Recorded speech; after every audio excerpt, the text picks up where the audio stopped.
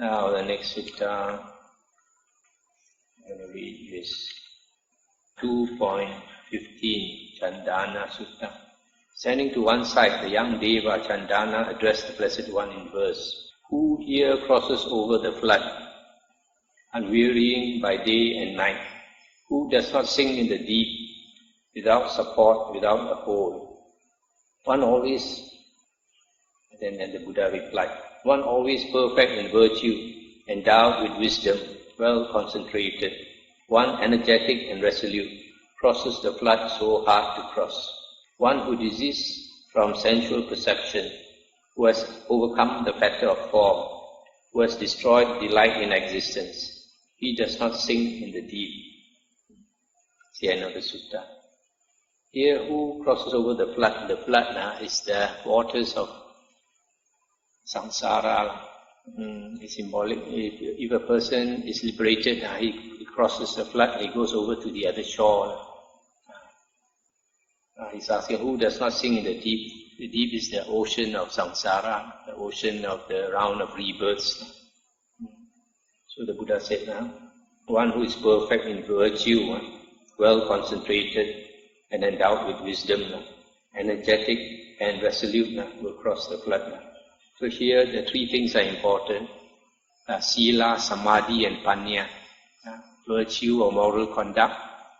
That is the basic. If a person has moral conduct, then when he practices meditation, it's easier for him to gain the second step, which is concentration. And when he has concentration, then wisdom will come. But the Buddha says he has to be energetic and resolute, very, very diligent and hard-working. Next sutta is 2.17. Standing to one side, the young Deva Subrahma addressed the Blessed One in verse. Always frightened is this mind. The mind is always agitated about unarisen problems and about arisen ones. If there exists release from fear, being asked, please declare it to me. And the Buddha said, not apart from enlightenment and austerity, not apart from restraint of the sense faculties, not apart from relinquishing all, do I see any safety for living beings. This is what the Blessed One said. And the young Deva disappeared right there. So here this Deva, apparently, his mind is always agitated and frightened. Problems have not come, he's worried about them. Present problems are also, he's fearful. And he asks the Buddha what to do. And the Buddha says, not apart from relinquishing all do I see any safety for living beings. So the Buddha is saying, unless we let go of everything, let go of the world, then there is no safety. There's no safety because we will experience aging, sickening, and dying. So only when a person has become enlightened that he attains the deathless. So when a person becomes enlightened, even though the body dies, he does not feel I died. He knows the body dies, there is no more I for him, no more self. So the Buddha says, you have to attain enlightenment, you have to practice austerities, restraint of the sense faculties, letting go everything, then only you have security.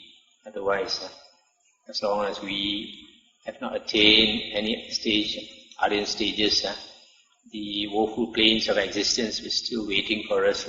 We will definitely keep being reborn in the ghostly realm, the animal realm, and the hell realm. 2.20 Anathapindika Sutta. Standing to one side, the young Deva, Anathapindika, recited these verses in the presence of the Blessed One. This indeed is the Jeta's Grove, the resort of this order of seers, of the Sangha of seers. Dwelt in by the Dhamma King, Dhammaraja, a place that gives me joy, action, knowledge, righteousness, virtue, and excellent life. By this are mortals purified, not by clan or wealth, Therefore, a person who is wise, out of regard for his own good, should carefully examine the Dhamma. Thus he is purified in it. Sariputta truly is endowed with wisdom, with virtue and with inner peace. Even a monk who has gone beyond, at best, can only equal him. This is what the young Deva Anathapindika said. Having said this, he paid homage to the Blessed One, and keeping him on the right, he disappeared right there. Then when the night had passed, the Blessed One addressed the monks thus. Monks, last night, when the night had advanced, a young Deva approached me, and in my presence recited these verses, and the Buddha repeated the verses. This is what the young Deva said. Having said this, he paid homage to me, and keeping me on the right, he disappeared right there. When this was said, the Venerable Ananda said to the Blessed One, Venerable Sir, the young Deva must surely have been Anathapindika. For Anathapindika, the householder, had full confidence in the Venerable Sariputta. And the Buddha said, Good, Ananda, you have drawn the right inference by reasoning, for that young Deva Ananda was Anathapindika.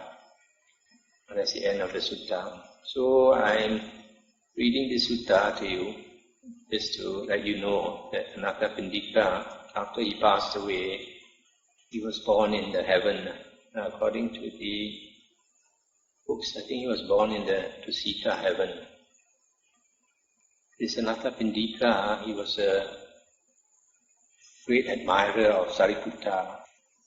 Even when he spoke to the Buddha, he praised Sariputta, saying that any monk, even he has become enlightened, can only, at the best, equal Sariputta, can never be better than Sariputta.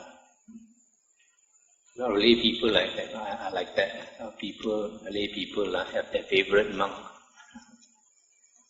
2.26 Rohitassa Sutta is a very interesting sutta. At Savatthi, standing to one side, the young Deva, Rohitassa, said to the Blessed One, Is it possible, Venerable Sir, by travelling to know or to see or to reach the end of the world, where one is not born, does not age, does not die, does not pass away, and is not reborn?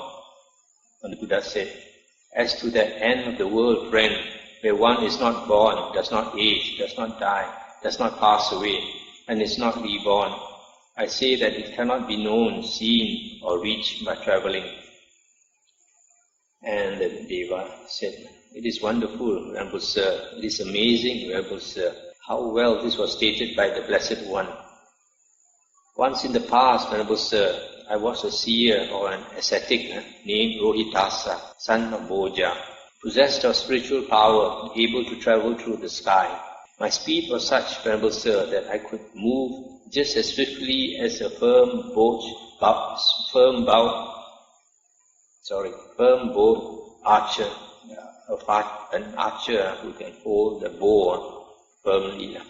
Trained, skillful, practiced, experienced, could easily shoot past the shadow of a palmyra tree with a light arrow. My stride was such, Venerable Sir, that it seemed to reach from the eastern ocean to the western ocean. Then, Venerable Sir, the wish arose in me. I will reach the end of the world by travelling. Possessing such speed and such stride, and having a lifespan of 100 years, living for 100 years, I travel for 100 years without pausing, except to eat, drink, take meals and snacks, to defecate and urinate, to sleep and dispel fatigue. Yet I died along the way without having reached the end of the world. It is wonderful, Venerable Sir, it is amazing, Venerable Sir, how well this was stated by the Blessed One. As to that end of the world, friend, where one is not born, does not age, does not die, does not pass away, and is not reborn, I say that it cannot be known, seen, or reached by travelling. And the Buddha said, However, friend, I say that without having reached the end of the world, there is no making an end to suffering. It is, friend, in just this fathom-high carcass, endowed with perception and mind, that I make known the world, the origin of the world, the cessation of the world, and the way leading to the cessation of the world. The world's end can never be reached by means of travelling. Yet without reaching the world's end, there is no release from suffering. Therefore, truly, the world knower, the wise one, gone to the world's end, fulfiller of the holy life, having known the world's end, at peace, longs not for this world or another. So here, this sutta is about Deva, who was formerly an ascetic with psychic power. And then he felt that this world was full of suffering, so he thought he wants to get out of this world of suffering, go to a place where there is no aging, where there is no sickening, and no dying, and no being reborn. So he thought with his great psychic power, he could fly so fast. Eventually one day he will come to the end of the world and get out of the world. So he said for 100 years he kept flying without much wasting time. Until he died, he could not find the end of the world.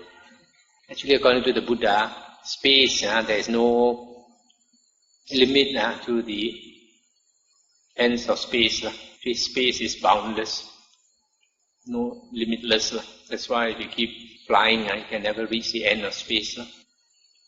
So the Buddha said, but without coming to the end of the world, you cannot get out of suffering. And then the Buddha says, it is in this body itself is the world. It's the beginning of the world, the end of the world.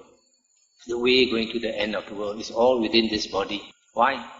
Because within our body is consciousness. Consciousness dwells within our body. And the world is in consciousness. Consciousness only exists the world only exists when there is consciousness. Right? So to reach the end of the world, you have to reach the end of consciousness. And since consciousness is within us, we have to go inside us and find the origin of consciousness. If we can come to the state where consciousness ceases, that is the end of the world. So the end of the world is not out there somewhere. The only place, in fact, the world itself, the beginning of the world, the end of the world, everything is within us. 2.29 Susima Sutta Savati. Then the Venerable Ananda approached the Blessed One, paid homage to him and sat down to one side. The Blessed One then said to him, do you too, Ananda, approve of Sariputta? And Ananda said, indeed, Venerable Sir, who would not approve of the Venerable Sariputta unless he were foolish, full of hatred, deluded, or mentally deranged? The Venerable Sariputta, Venerable Sir, is wise, one of great wisdom, of wide wisdom, of joyous wisdom, of swift wisdom, of sharp wisdom, of penetrative wisdom. The Venerable Sariputta, Bhante, has few wishes. He is content, secluded, aloof, energetic. The Venerable Sariputta, Venerable Sir, is one who gives advice, one who accepts advice, a reprover, one who censures evil. Indeed, Venerable Sir, who would not approve of the Venerable Sariputta unless he were foolish, full of hatred, deluded, or mentally deranged? And the Buddha said, so it is, Ananda, so it is. Indeed, Ananda, who would not approve of Sariputta unless he were foolish, full of hatred, deluded, or mentally deranged? Sariputta, Ananda is wise, etc. So the Buddha repeated exactly what Ananda said. So while this praise of the Venerable Sariputta was being spoken, the young Deva Susima, accompanied by a great assembly of young Devas, approached the Blessed One. Having approached, he paid homage to the Blessed One, stood to one side and said to him, so it is, Blessed One, so it is, Fortunate One. Indeed, Venerable Sir, who would not approve of the Venerable Sariputta? And he also repeated exactly what Venerable Ananda said. In my case too, Venerable Sir, no matter what assembly of young Devas I have approached, I have often heard this same report. The Venerable Sariputta is wise, etc., etc. Who would not approve of the Venerable Sariputta unless he were foolish, full of hatred, deluded, or mentally deranged? Let's stop here for a moment. So here this Deva is also praising the Venerable Sariputta. And this Deva is saying whenever he meets other Devas, he hears other Devas also full of praise for the Venerable Sariputta. And this is quite the opposite of what the later Mahayana books say, later Mahayana books always like to put down Venerable Sariputta. Then while this praise of the Venerable Sariputta was being spoken, the young Devas in Susima's assembly, elated, gladdened, full of rapture and joy, displayed diverse lustrous colors, just as a beryl gem, beautiful, of fine quality, eight-faceted, of excellent workmanship, and placed on a brocade cloth, shines and beams and radiates. So too the young Devas in Susima's assembly displayed diverse lustrous colors. And just as an ornament of finest gold, very skillfully burnished in a furnace by an adroit goldsmith, and placed on a brocade cloth, shines and beams and radiates, so too the young Devas in Susima's assembly displayed diverse lustrous colors. And just as when the night is fading, the morning star shines and beams and radiates, so too the young Devas in Susima's assembly displayed diverse lustrous colors. And just as in the autumn, when the sky is clear and cloudless, the sun ascending in the sky dispels all darkness from space as it shines and beams and radiates, so too the young Devas in Susima's assembly, elated, gladdened, full of rapture and joy, displayed diverse lustrous colors. Then with reference to the Venerable Sariputta, the young Deva Susima recited this verse in the presence of the Blessed One. He is widely known to be a wise man, Sariputta, who is free of anger, of few wishes, gentle, tame, the seer, adorned by the teacher's praise. Then the Blessed One, with reference to the Venerable Sariputta, replied to the young Deva Susima in verse. He is widely known to be a wise man, Sariputta, who is free of anger, of few wishes, gentle, tamed, developed, well tamed. He awaits the time. It's the end of the sutta. So here you see, even the Buddha also praises the Venerable Sariputta. So in the end, the Buddha says, he's waiting his time. He's waiting his time to enter Nibbana. Sometimes, like the Buddha says, they have done their work, so just waiting to collect the salary like that. So in the original suttas, you find Sariputta is always praised by humans and devas, because Venerable Sariputta is the monk with the highest wisdom. And the Buddha says that Venerable Sariputta turns the Dhamma wheel exactly like the Buddha himself. 2.30. Thus have I heard.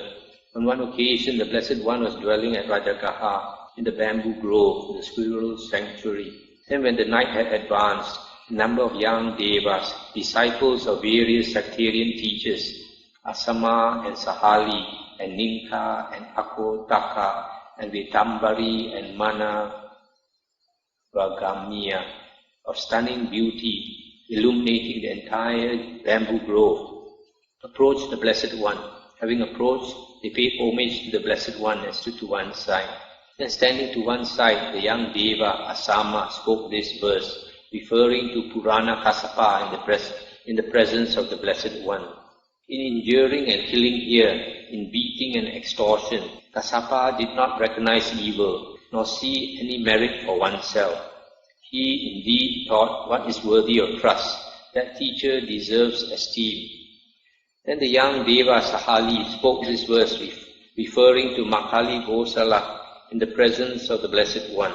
By austerity and scrupulousness, he attained complete self-restraint. He abandoned contentious talk with people, refrained from falsehood, a speaker of truth. Surely such a one does no evil. Then the young Deva Ninka spoke this verse, referring to Niganta Nataputta in the presence of the Blessed One. A scrupulous, discerning monk, well restrained by the four controls, explaining what is seen and heard. Surely he could not be a sinner. Then the young Deva Akotaka spoke this verse, referring to various sectarian teachers in the presence of the Blessed One. Pakudaka Katiyana and Niganta, along with Makali and Purana, teachers of companies, attained to ascetic stature. They were surely not far from superior men. Then the young Deva, Vetambara, replied to the young Deva, Apotaka, in verse. Even by howling along, the wretched jackal remains a vile beast, never the lion's fear. So though he be the teacher of a group, the naked ascetic, speaker of falsehood, arousing suspicion by his conduct, bears no resemblance to superior men. Then Mara, the evil one, took possession of the young Deva, Vetambari, and recited this verse in the presence of the Blessed One. Those engaged in austerity and scrupulousness, those protecting their solitude, and those who have settled on form, delighting in the world of Devas, indeed, these mortals instruct rightly in regard to the other world. Then the Blessed One, having understood, this is Mara, the evil one, replied to Mara, the evil one, in verse. Whatever forms exist here and beyond, and those of luminous beauty in the sky, all these indeed you praise, Namuchi, like bait thrown out for catching fish. Then in the Blessed One's presence, I'll stop here one. This Namuchi is another name for Mara.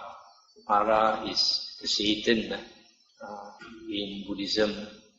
So he's saying, all these beautiful things that you praise, Mara, they are all your bait for catching living beings. This world, the Buddha says, all the delightful things in the world are all Mara's bait to catch us. Beautiful sights, nice sounds, nice smells, taste, touch, and thoughts. Then in the Blessed One's presence, the young Deva, Manavagamiya, recited these verses referring to the Blessed One. Vipula is called the best of mountains, among the hills of Rajagaha. Seta, the best of snow-clad mountains. The sun, the best of travelers in the sky. The ocean is the best body of water. The moon, the best of nocturnal lights. But in this world, together with its devas, the Buddha is declared supreme. So that's the end of the sutta. You see in this sutta that these devas, many of them were followers of external ascetic teachers, who were famous during the Buddha's time. But the Buddha said their teachings were wrong. And in fact, in one sutta, the Buddha called one of these external teachers a fool, Makali Kosala Putta. The Buddha says that fool Makali is leading beings to the woeful plains of existence. Just like the fish trap leads the fish along the trap and goes into the stakes and then can never come out. So the Buddha says in the same way, Makali is leading a lot of people to the woeful plains. And why? Because I think Makali is one of those who says there is no karma vipaka. There's no result of karma. You can do what you like. There's no merit. There's no sin. Nothing. So, but you see, some of their followers, even though they follow the wrong teachers, because they probably were good at heart, so they did good things, so they are reborn in heaven, not because of not because of the teacher's doctrine helped them to be born in heaven. So it doesn't matter what religion we follow, as long as our heart is good. We don't do evil, we don't harm others, we help others, then we can go to heaven. Now we come to the third Samyutta, which is a Kosala Samyutta. Kosala is one of the two famous countries during the Buddha's time along the Ganges Valley. So the king of Kosala is Pasenadi, Raja Pasenadi. He was a follower of the Buddha also. Thus have I heard, on one occasion the Blessed One was dwelling at Savatthi in Jeta's Grove, Anathapindika's park. Then King Pasenadi of Kosala approached the Blessed One and exchanged greetings with him. When they had concluded their greetings and cordial talk, he sat down to one side and said to the Blessed One, "Does Master Gotama too claim, I have awakened to the unsurpassed perfect enlightenment?" Let's stop here for a while.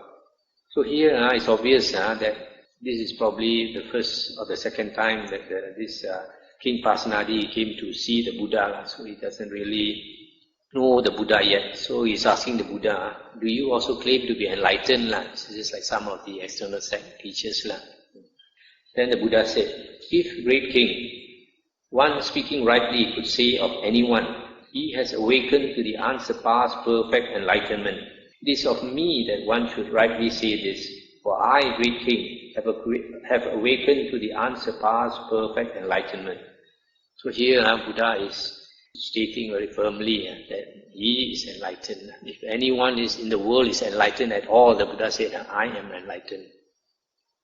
And then King Pasenadi said, Master Gotama, even those ascetics and Brahmins who are the heads of orders and companies, the teachers of companies, well-known and famous founders of sects considered by the multitude to be holy men, that is, Purana Kassapa, Makali Kosala, Niganta Nataputta, Sanjaya Belati Putta, Pakuda Kachayana, Ajita Kesa Kambali. Even these, when I asked them whether they had awakened to the unsurpassed perfect enlightenment, did not claim to have done so.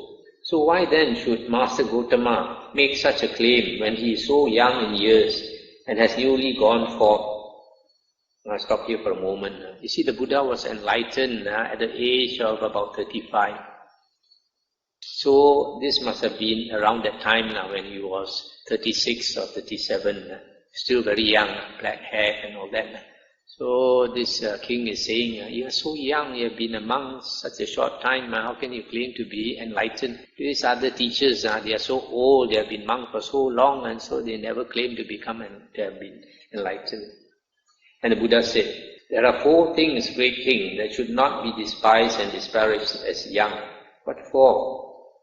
The Khattiya, or warrior, noble, one from a royal family, a noble family. A Khattiya, great king, should not be despised and disparaged as young. A snake should not be despised and disparaged as young. A fire should not be despised and disparaged as young. And a monk should not be despised and disparaged as young. These are the 4. This is what the Blessed One said. Having said this, the Fortunate One, the teacher, further said, one should not despise as young a Khattiya of noble birth, a high-born prince of glorious fame. A man should not disparage him, for it may happen that this lord of men, this Khattiya, shall gain the throne, and in his anger thrash one harshly with a royal punishment. Therefore, guarding one's own life, one should avoid him. One should not despise as young a serpent one may see by chance in the village or a forest. A man should not disparage it, for as that fierce snake glides along, manifesting in diverse shapes, it may attack and bite the food, whether a man or a woman. Therefore, guarding one's own life, one should avoid it. One should not despise as young a blazing fire that devours much, a conflagration with blackened trail. A man should not disparage it, for if it gains a stock of fuel, having become a conflagration, it may attack and burn the food, whether a man or a woman. Therefore, guarding one's own life, one should avoid it. When a fire burns down a forest, that conflagration with blackened trail, the shoots there spring to life once more, as the days and nights pass by. But if a monk of perfect virtue burns one with his virtue's fire, one does not gain sons and cattle, nor do one's heirs acquire wealth. Childless and heirless they become, like stumps of palmyra trees. Therefore, a person who is wise, out of regard for his own good, should always treat these properly: a fierce serpent and the blazing fire, a famous Khattiya and a monk of perfect virtue. When this was said, King Pasenadi of Kosala said to the Blessed One, Magnificent Venerable Sir, Magnificent Venerable Sir, the Dhamma has been made clear in many ways by the Blessed One, as though he were turning upright what had been turned upside down, revealing what was hidden, showing the way to one who was lost, or holding up a lamp in the dark for those with eyesight to see forms. I go for refuge to the Blessed One, and to the Dhamma, and to the Bhikkhu Sangha. From today, let the Blessed One remember me as a lay follower who has gone for refuge for life. So this is the sutta where the Pasanadi first becomes a disciple of the Buddha. So the Buddha is telling him, don't look down on 4 things just because they are young or small. What are these 4? The first one is somebody from a royal family, what we call a Tungku. Buddha says, if you despise him, one day when he sits on the throne, he becomes a king, he will remember and he will be in big trouble. The second one is poisonous snake. Sometimes a poisonous snake may be small, but I don't think you can play the fool with him, because when a poisonous snake bites you, the venom, the poison is the same as a big snake. Only thing, the baby snake has a smaller amount of poison, but then that poison is enough to kill us. The third one is a fire. Even the fire is a small fire. If you neglect it, it can burn down your house. Then the fourth one is a virtuous monk. Sometimes when a monk is new in monkhood, some people they look down on the monk. They think the monk is not famous. There's some lay people always like to chase after famous monks. So when the monk is not famous, sometimes they look down on the monk and they talk bad about the monk. So later when the monk becomes Arya, then they will be in big trouble. The karma is very heavy. 3.2 Devaputta. Then King Pasanadi of Kosala approached the Blessed One, paid homage to him, sat down to one side and said to him, Venerable Sir, how many things are there which, when they arise within a person, arise for his harm, suffering and discomfort? And the Buddha said, there are, great King, 3 things which when they arise within a person, arise for his harm, suffering and discomfort. What are the 3? Greed, hatred and delusion. These are the 3 things which when they arise within a person, arise for his harm, suffering and discomfort. Greed, hatred and delusion arisen from within oneself injure the person of evil mind, as its own fruit destroys the reed. So here there are 3 poisons, 3 defilements that cause beings to suffer. Greed, greed for pleasures in the world, worldly pleasures. Second one is hatred, intense anger, hatred. The third one is delusion.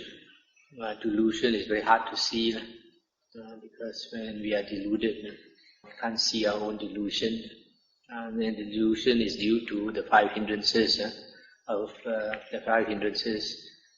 namely sensual desire, ill will, sloth and torpor, restlessness and worry, and doubt. So these 5 things envelop us.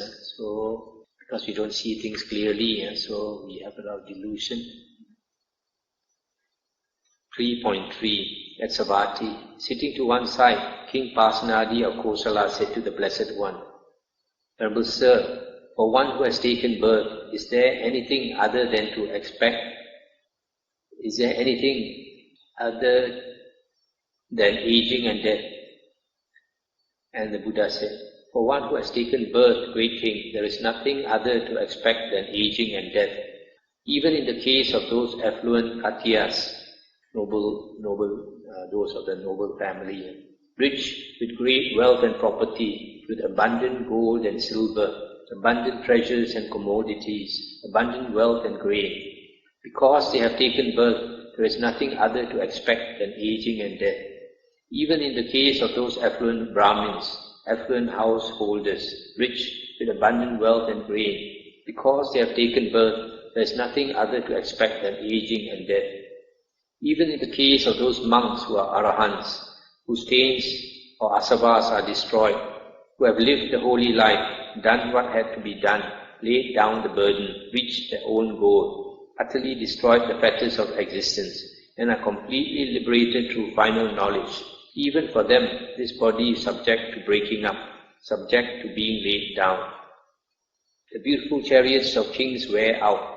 This body too undergoes decay. But the Dhamma of the good does not decay.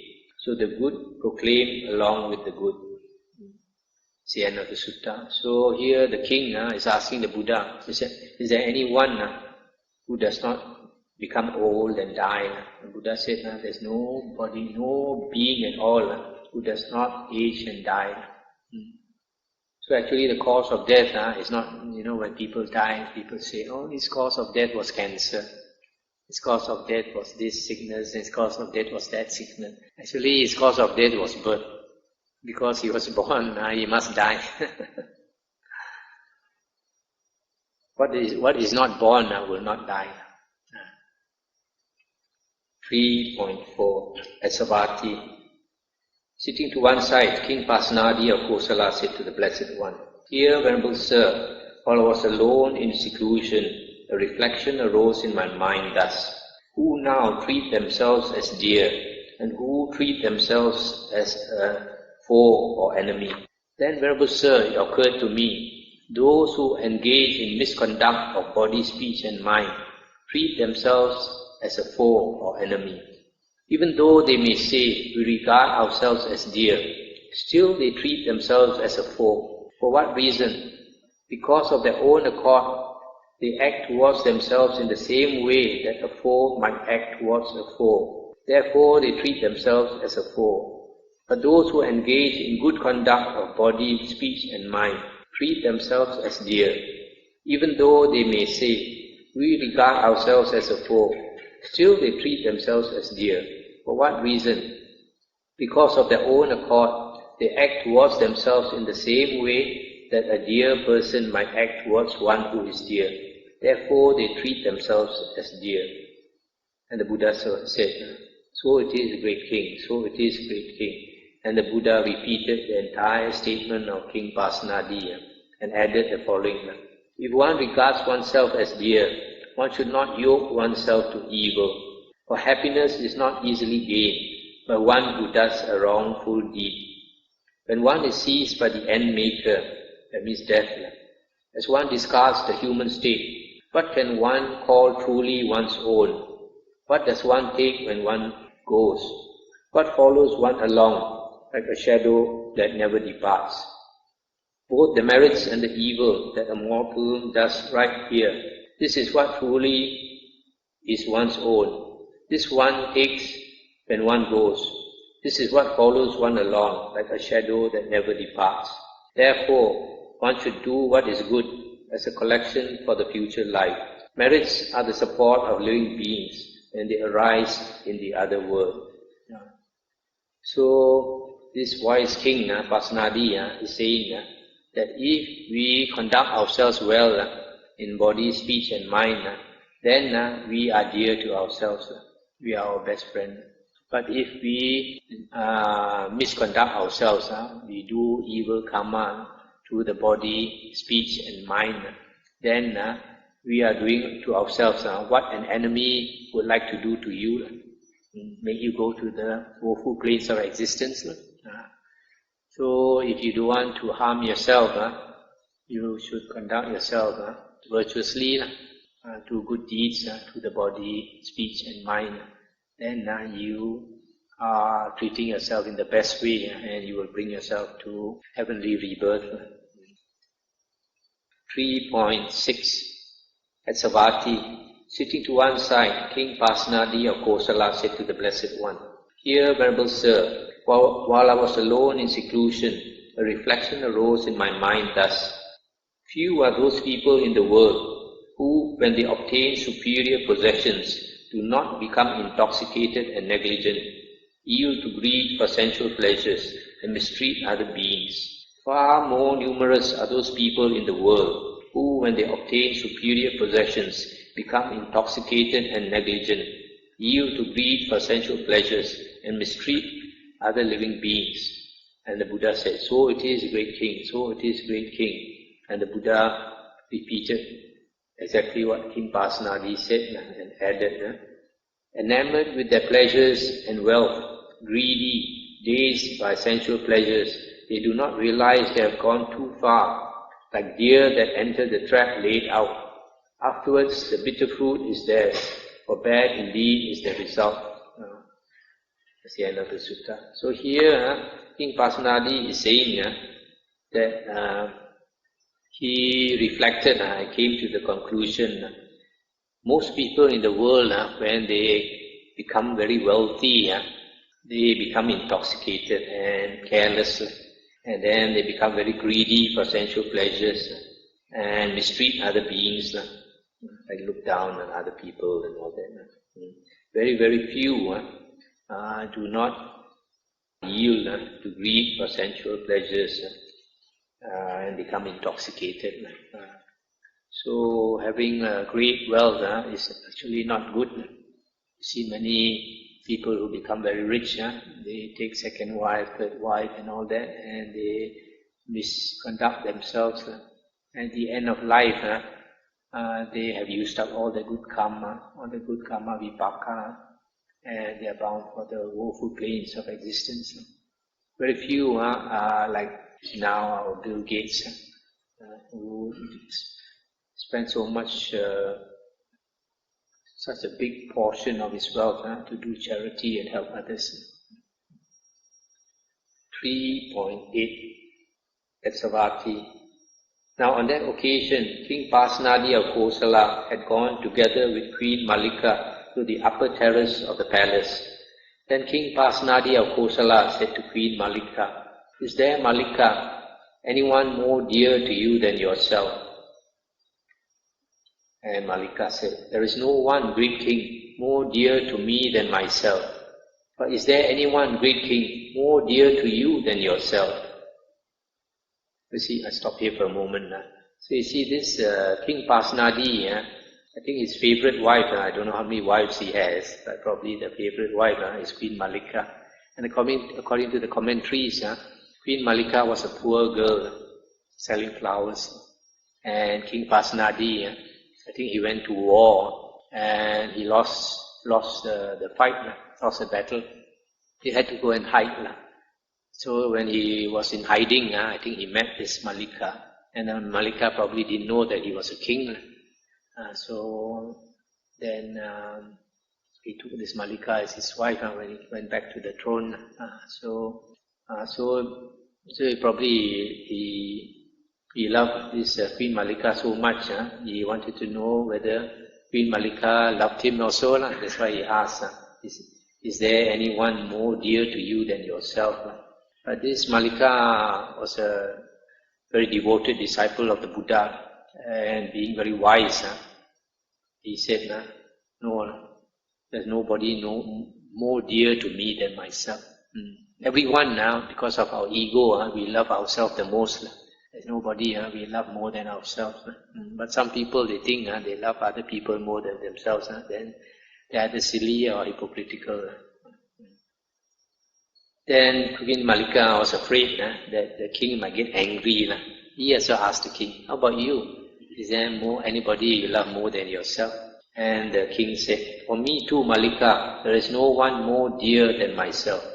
Then King Pasenadi of Kosala descended from the palace and approached the Blessed One. Having approached, he paid homage to the Blessed One, sat down to one side, and related to the Blessed One his conversation with Queen Mallika.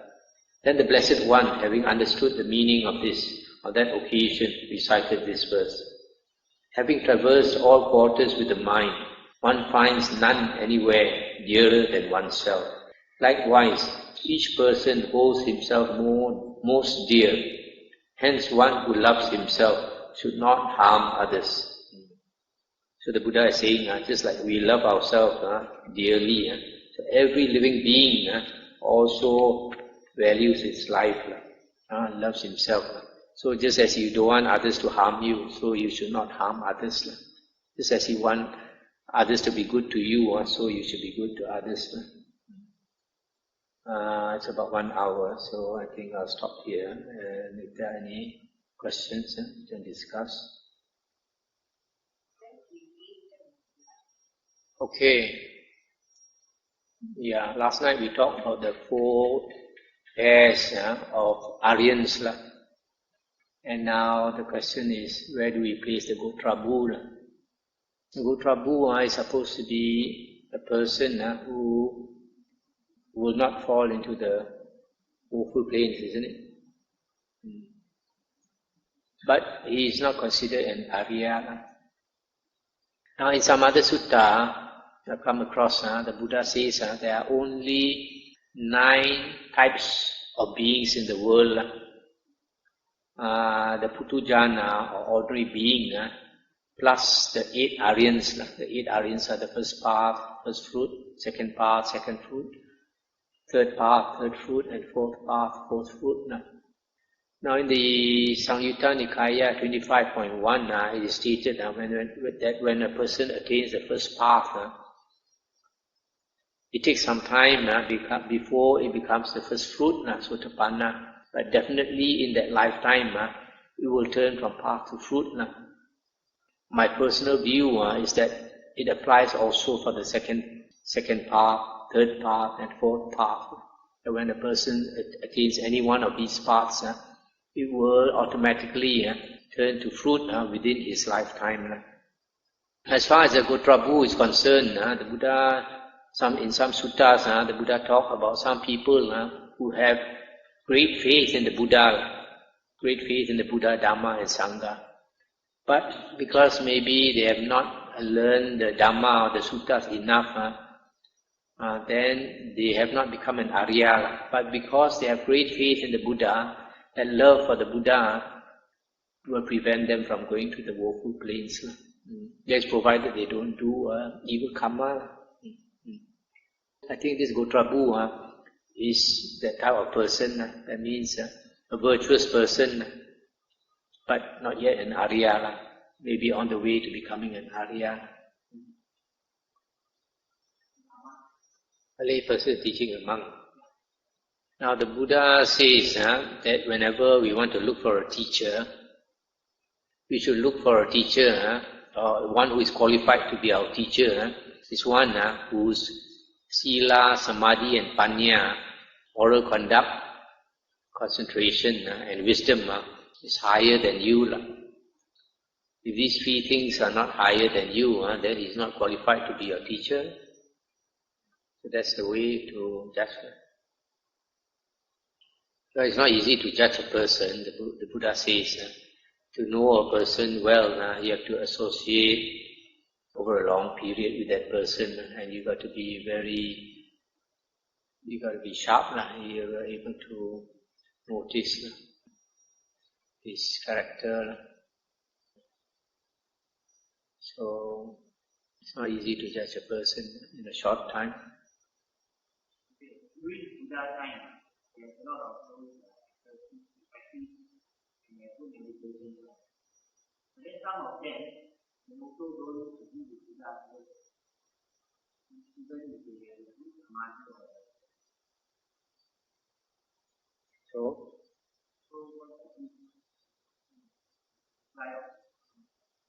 why are they not? Because they are samadhi, so the mind is so clear. When they come to Buddha and Buddha is more or less so after that. So your question is, why do some people they have good samadhi, and why can't they accept the Buddha's teachings? Sometimes it is due to ego. Many of them they are already famous teachers, so they will not sort of submit themselves to be a disciple of somebody else. Very few have the humility to do that. So unless they can be willing to really listen to the Dhamma, because if that person is not keen to be a disciple, his ego will prevent him from really listening to the Dhamma. You got to pay thorough attention when the Buddha says the condition for right view. There are 2 conditions for right view. One, you got to hear the voice of somebody teaching the Dhamma to you. The second one is yoniso manasikara. Yoniso manasikara is paying full attention. A lot of people, when they come to listen to the Dhamma, for various reasons, one is the ego. They are not very interested to listen. They think they have already, like these external sect teachers, they think they have already attained something. They're not willing to really listen to the Dhamma. That's why if a person wants to learn from a teacher, that person, one of the conditions, then he has to humble himself. In one of the suttas, the Buddha admonished one of the monks, one of the Buddha's disciples, because probably he thought there are a lot of people, when they come to learn with a teacher, they have a lot of views, they have a lot of fixed views. So sometimes you try to argue with the teacher and all that. So the Buddha says, told that monk, that when you learn from a teacher, you should have that view that the teacher knows more than me. So because when you are humble enough to think that the teacher knows more than you, then you will actually listen properly to what the teacher is trying to tell you. Because sometimes when the teacher is trying to tell you something, it takes time to get the message across. Sometimes he says something you don't understand, and then another day he has to put it in another way. And then if you don't understand again, he has to try to make you see by trying to explain in another way. But if you are not interested, you try to argue with him and you try to think otherwise, you can never learn. So that's why you see, like for Christian renunciants, priests and brothers and all that, now we see they take 3 vows. One is a vow of chastity, the vow of poverty, and the third is a vow of obedience, to always be obedient to the teacher. A lot of people, they are not qualified to be a student because they don't have the attitude, the humility of a student. They keep judging the teacher, always trying to judge the teacher and trying to gauge the teacher and all that, not willing to submit themselves. Oh yes, definitely. When you say listen to the Dhamma from another person, that includes reading. When you read the books of the Buddha, the Buddha's words, it's as though the Buddha was sitting next to you and teaching you the Dhamma. So a lot of people, they are so foolish. They don't realize the value of the Nikayas. This Nikayas has been transmitted down to us over 2,000 years by so many monks and so many arahants. And they have taken so much trouble to preserve these books down to us. And we are so foolish because it is so hard to meet the true Dhamma. The Buddha said he contemplated the last 91 world cycles. He only saw 6 Sammasambuddhas willing to teach the Dhamma. And now of these 6 Sammasambuddhas, 3 of them are on this earth, in this world cycle. Which means in the last 90 world cycles, there were only 3 Sammasambuddhas willing to teach the Dhamma. Right? Which means it takes about 30 world cycles to meet the true Dhamma. 30 world cycles. The Buddha said 1 world cycle is so long, it's hard to imagine how long it is. And the Buddha said, to give you a simile, the Buddha said, you imagine a rock, a solid piece of rock, 1 yojana, which means 10 kilometers tall, 10 kilometers wide, and the breadth is also 10 kilometers. So a cube of solid rock, a cube 10 kilometers by 10 kilometers by 10 kilometers. And then the Buddha said, imagine the time to weigh it down to nothing. And you have a soft cloth, say like a silk cloth. You are only allowed to rub that rock once in 100 years. Once in 100 years you rub it once. And then you have to wait for another 100 years before you can rub it again. How long before you can wear away that rock? That is how long a world cycle is. So the Buddha said, it's so hard to imagine how long it is. And it takes 30 world cycles before you can meet the Dhamma. So now that the Dhamma is in front of us, we don't want to take the trouble to go and study and attain right view. After you pass away from here, you are not going to meet the Dhamma for extremely many rebirths. And when that happens, if you can remember, you regret.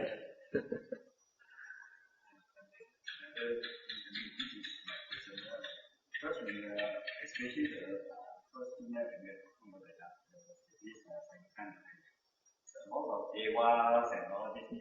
I mean, my only thing is somehow my mind rejected it because it is like it's not real.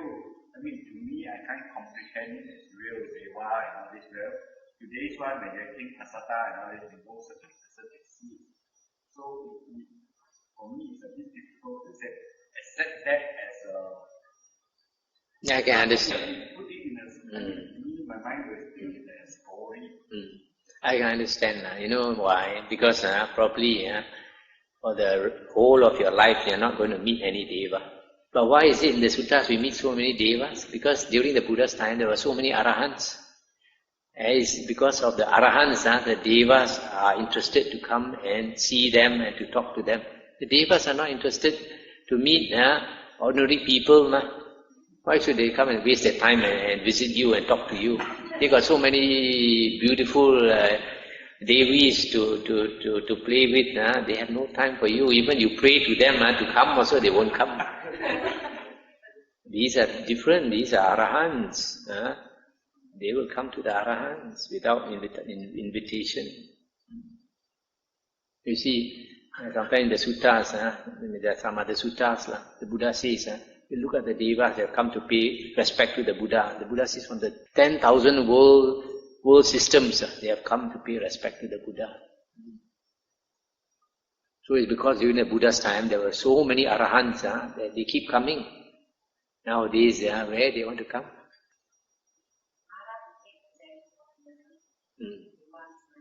Mara is very powerful, Satan. Even in the suttas, we find some of the devas, like in the Brahma heavens, they are actually superior to him, higher level, and yet he can possess some of them, control their mind, influence their thinking.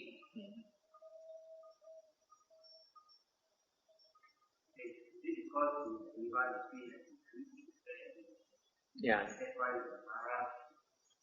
Yeah. Because they cannot take possession of the mind of Arahant.